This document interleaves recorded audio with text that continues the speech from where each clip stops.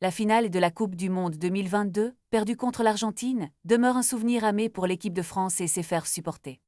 Les répercussions de ce match épique ont engendré une rivalité intense entre les deux nations, comme en témoignent les sifflets retentissants réservés au gardien Emiliano Martinez lors de ses visites en France avec Aston Villa.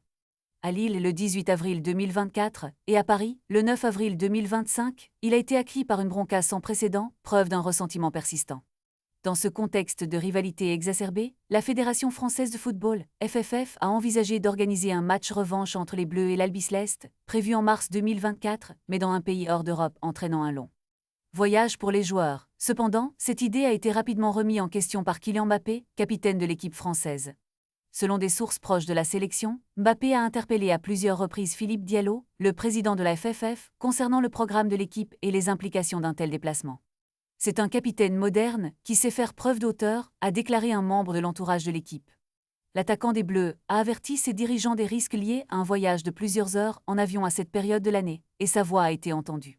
Ce geste témoigne non seulement de son rôle de leader sur le terrain, mais aussi de sa capacité à influencer les décisions au sein de la FFF. Cette situation met en lumière l'évolution du rôle des capitaines dans le football moderne, où la voix d'un joueur peut peser lourd dans les décisions stratégiques de la fédération.